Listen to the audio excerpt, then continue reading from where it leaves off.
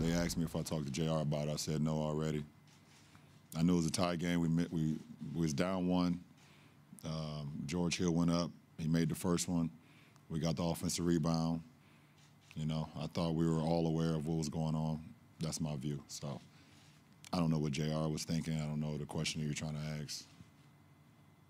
I was just trying to see if you knew exactly what his state of mind was. Did he think that you guys had it won, or did he think he was trying to make a play?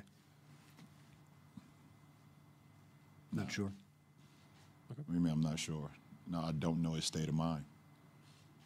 Did you know if he knew the score? Thank you.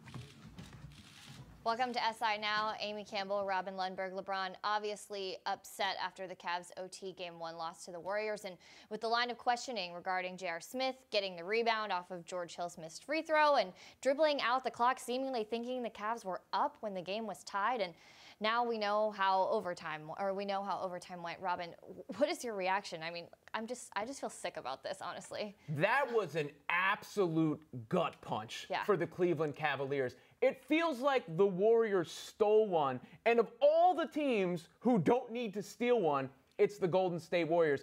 LeBron James must be completely sick.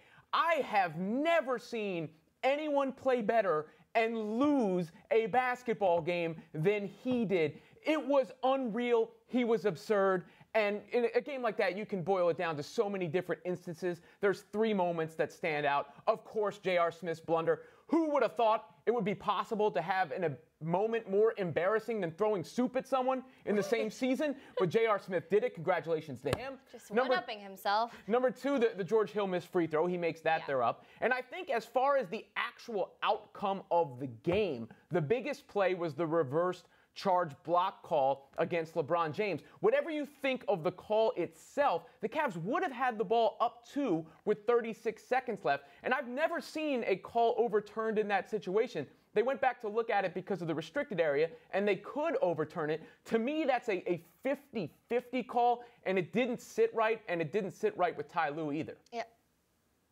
let's see what he had to say. You know, for our team to come out and, you know, play their hearts out and compete the way we did, man. I mean, it's bad. And it's never been done before where you know he's outside of restricted, and then you go there and overturn the call and say it's a block. It's never been done, ever, in the history of the game. And then tonight in the finals, on the biggest stage, when our team played well, played their ass off, man, it ain't right. It ain't right.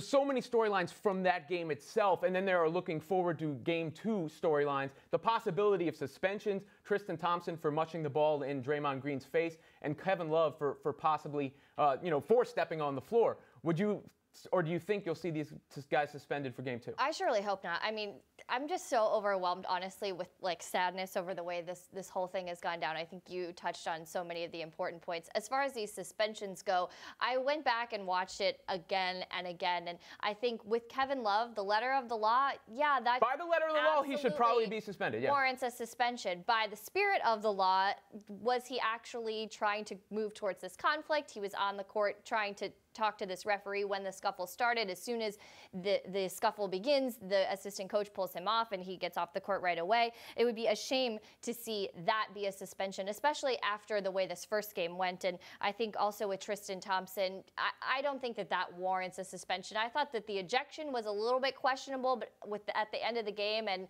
the way the whole thing happened, I would hate to see either of these two guys be suspended. I'm fine with the ejection. I don't think it's a suspension. Right. And by the way, can Draymond Green, he's just allowed to taunt everyone in the arena on the way out, and there's no repercussions for that? Oh, my word. Just the most obnoxious. It's so obnoxious. And I get it, that's part of his thing, but I don't know, it just doesn't seem fair to me. It makes me very upset. And I just feel so sorry for LeBron today, and just watching him play out of his mind with this historic, transcendent performance, 51-8-8, his best performance in the finals ever, with his eye basically bleeding everywhere. He looked like the Terminator out there, and to see it lost over these silly things that didn't need to happen, it just hurts me this morning. Well, a lot of people are probably feeling like the series is over. Now, can LeBron replicate that? The thing is, he probably can. The driving lanes for him in this game were a lot wider than he saw against Boston. The key for the Cavs is obviously picking themselves back up, but they have to make their open threes because the Warriors are just too prolific on the offensive side.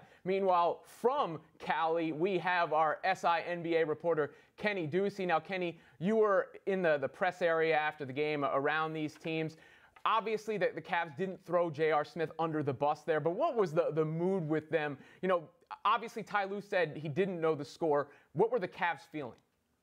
Well, first of all, Ty Lue said that, and it was kind of an unfounded claim because it came out afterward that he didn't actually talk to J.R. All the Cavaliers said that they didn't talk to JR, so they weren't able to say exactly what his mindset was. Obviously, you might have seen the viral clip of LeBron saying that he didn't know what JR's mindset was and walking off. It felt a little dejected. It did not feel like the Cavaliers were too motivated to come out there in Game 2 and win. It felt like that in the building that they were a little dejected, and then especially after the game, they were very somber. JR with his hands on his knees. Sitting outside a group of reporters just kind of waiting to face the music a little bit. And I'm not sure how you come out and even show up for Game 2 if you're the Cavaliers. Look, you needed to steal one of two of these first games from Golden State at home, and Andre Iguodala was not playing, so this is maybe your best shot. Kevin Durant doesn't play well.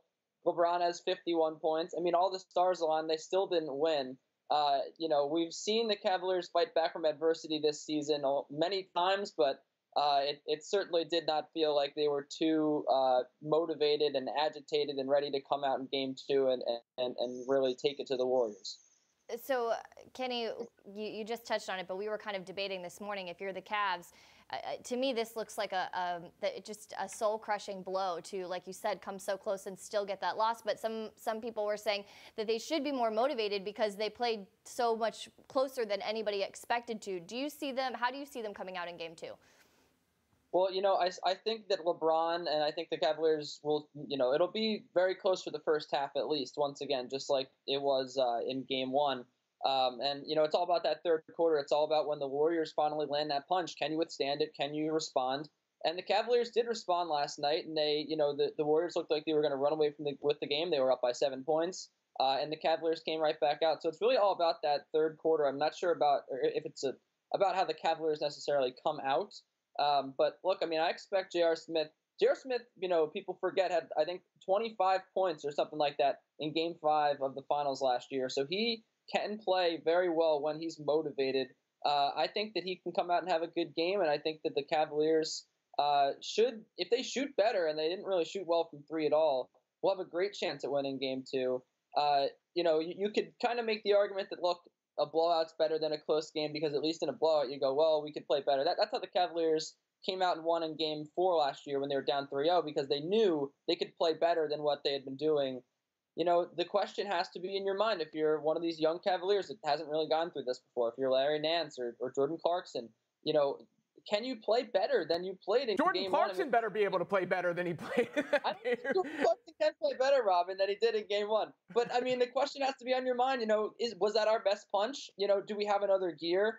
LeBron did say that was the best game he thought the Cavaliers had played all postseason. So I think the question is are they turning a page? Do you think they're finally clicking, this team that was put together on the fly in the middle of the season? Or, are they really – was that it? And, do the Warriors come out and if Kevin Durant has a good game, it could be all over.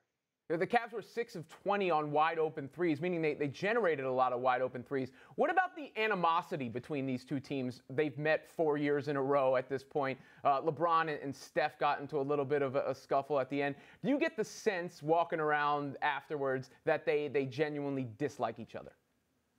Well, you can feel that with Tristan Thompson. Last year, and really the year before, Tristan Thompson's been in the middle of this for years. I'm not sure on the Warriors side, how it goes, Robin, with rivalries. And, okay, well, if there's a rivalry, you have to have some sort of competition. And the Warriors have taken 2 of 3 from this Cavaliers squad. That's as it's currently assembled.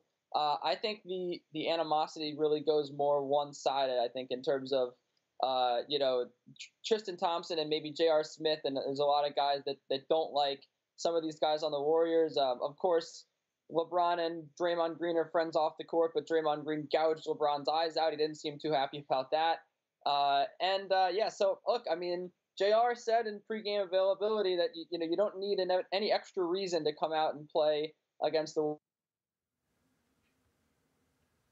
Well, I think we were So in here, a little bit of animosity when you look at that tweet that Sean Livingston sent out. Yeah, the tweet that Sean Livingston sent after the game, you know, you were always who you, I don't even know what he said. It was some very vague thing about JR always being who he was. But yeah, I mean, there's certainly some feelings here, and maybe that'll keep the series close. Sorry, Kenny, we lost you there for a second. Yes, definitely some feelings there. We are very much looking forward to the rest of the series. I hope we get a long one. Thanks so much. You got it. Well, you already know NBA Twitter had some fun with what will be that iconic photo of LeBron James exasperated with J.R. Smith, and there are just so many good memes. So, Robin, do you think this is how we're going to remember J.R. Smith when it's all said and done, or do you think he can somehow redeem him? This is too much. Drake catching L's all playoffs. Look, J.R. Smith, no, this is not going to be how he's identified. He has so many of these moments. Rihanna calling him thirsty. This is J.R. Smith's M.O., right? He needs to respond in the most J.R. Smith fashion possible, which is like 9 threes in one game. That's what it is with JR, reliably unreliable. When he's at his worst, he's as bad as anyone. When he's at his best, he can be, you know, a spark for a team. Like Game 7, when the Cavs won the championship coming back from 3-1, he had a decisive run in the third quarter. These other Cavs, I mean, we've come back to it all playoffs. The other Cavs are going to have to step up. LeBron is the constant. They are the variable. Yeah, you don't win that Game 7 without him, and you probably don't lose this game without him either. You don't want to lose this game to the Warriors, though. Again, it must feel like a total gut punch for them this morning.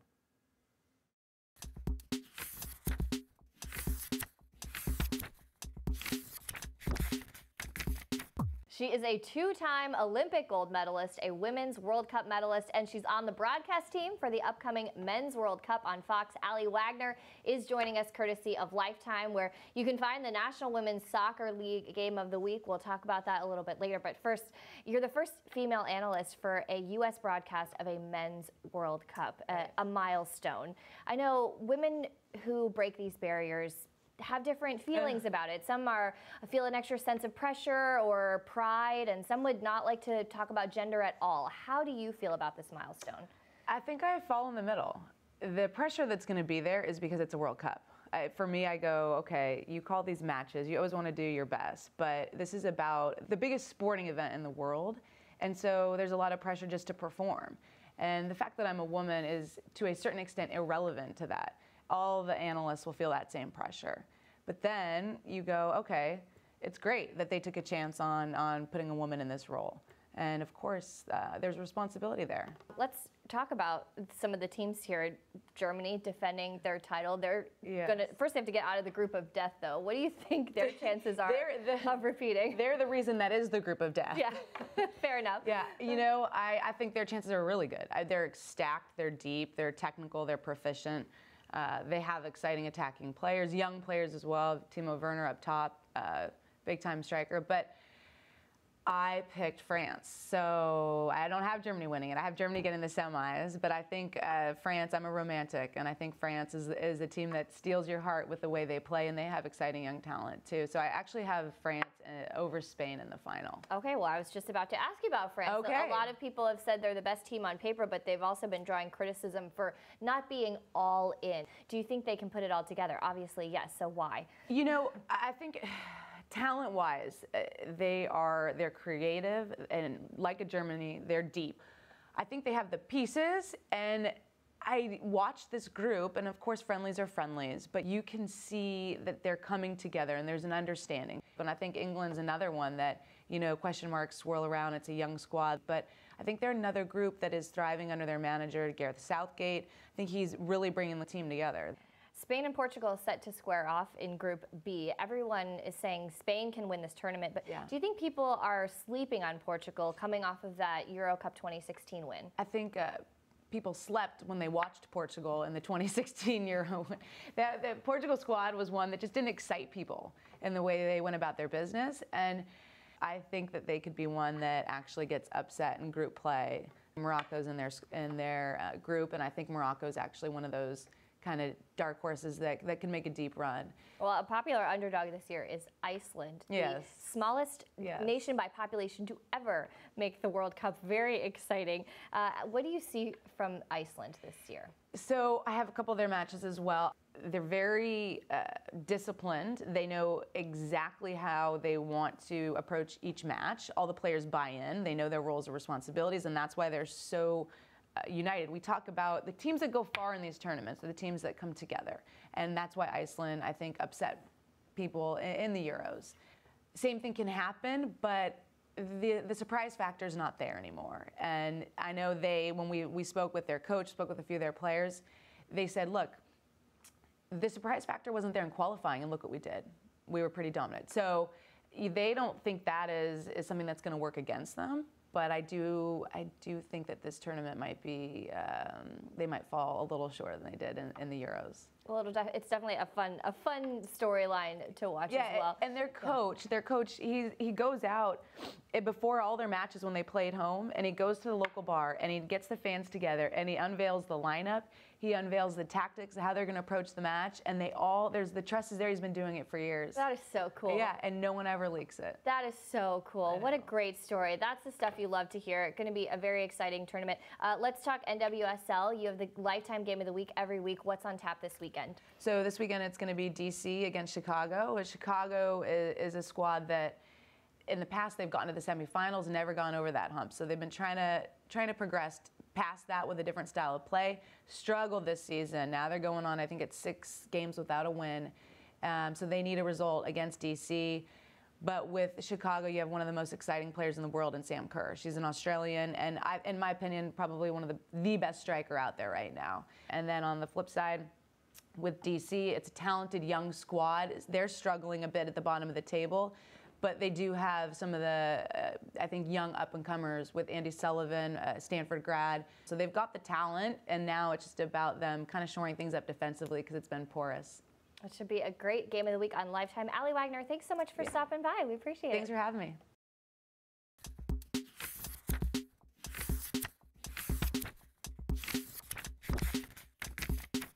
Hi, I'm 4-time Olympic gold medalist Greg Louganis, here on behalf of Red Bull Cliff Diving World Series. And here are my critiques of some of the most interesting dives we've ever seen on the big screen. Gwyneth Paltrow, Shallow Hal, what'd they do, put a bomb in her bottom? Jeez, I mean, because look at that splash. She wouldn't quite make it in national competition. I'm hurting already. Him getting into that bathing suit, I mean, I'd give him kudos for that. Good for him. And I don't know if he was trying to do a somersault or a 1.5, but he's got that belly flop down pretty good. Right there. Face plant. Woo. It's gotta hurt. Back to school. The triple Lindy. Now going from the 10 meter to a 7.5 meter springboard, side flip over to the 3 meter, side flip over the other 3 meter, a spotter, then a front 2.5 after that. I'm not gonna try that one. Before I get to our last 2 dives, I wanna tell you about my involvement with the 10th Red Bull Cliff Diving World Series, beginning on June 2nd in Texas. It's gonna be really exciting. We have 7 stops this year. The men are jumping from 27 meters. I mean, that's almost 3 times what I used to dive in the Olympics. And the women are diving 20 meters. Very brave. Here's a cannonball from Anchorman. It has a nice splash. I don't know why they're jumping in after him. I gotta take points off. He did toss his drink. I mean, if he was a real diver, he'd hang on to that drink and not let it get wet. I love how the kids are like sucking in their stomachs, you know, as she goes past them. I think that's hysterical. Gotta give her a 10 for just being on the board, right? And you know what? Not bad form. A little archy, but it's actually pretty good. A bit more splash than I'd like to see, and still a nice dive. Beautiful girl. Well, those are my critiques, and be sure to watch the 10th season opener of Red Bull Cliff Diving World Series on June 2nd, airing on Red Bull TV.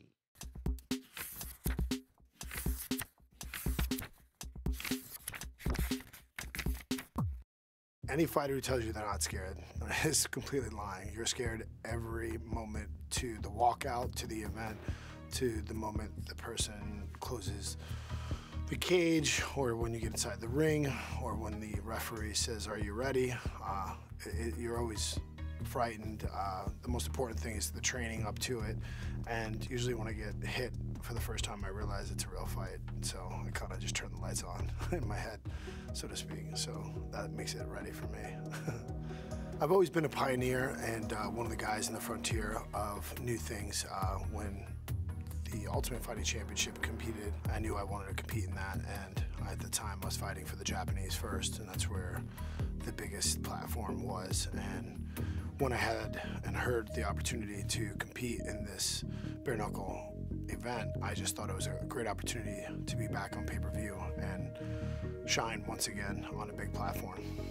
The biggest thing I think is conditioning your hands to really take the abuse of punching someone in the head bare knuckle, and also to be able to withstand not getting hit by someone with a bare knuckle. So there's like a lot of different training that I haven't really prepped for, and I'm doing it now. Push-ups with on your knuckles, punching wood, conditioning your hands just to take the abuse. I mean, a lot of people don't understand, you with bare knuckle, once you block with an elbow or block with a different body part, you're gonna take some damage. With 80-something professional fights that I have, that's something big to bring to the table.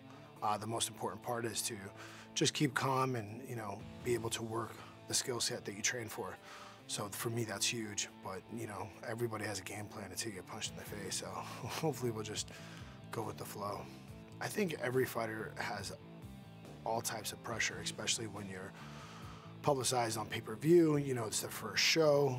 This is going to go viral. I think a lot of people don't know really what to expect, but it's two men fighting bare knuckle. It's the first time it's ever been sanctioned. The first time it's ever been commissioned. You see a lot of fights that are, on YouTube or other parts of the world where they actually square up. A lot of gypsies, settle scores this way. Street fights in Jersey City, Patterson. I've done it plenty of times before my pro career, but this is the first time of its class, of anything we've ever done. This is the first time we're going to see something like this. So for me, there's always pressure. You never want to get knocked out in front of your friends and family, but most of all, you want to be able to perform great in front of everybody and put on a great show so that you're invited back again. The people that say it's too barbaric or too brutal, they said the same thing about UFC, and now it's a $4 billion company. So, every time they say something, it doesn't mean anything. The truth is now a lot of people are watching social media on so many different levels. They have to be entertained differently, and what I think is important is that you have to have something entertaining, and I think that's what bare knuckle is going to bring to the fans. It's going to bring something entertaining. No matter what, you're going to be able to watch that, and that's what's going to happen. Eventually, this is going to go viral.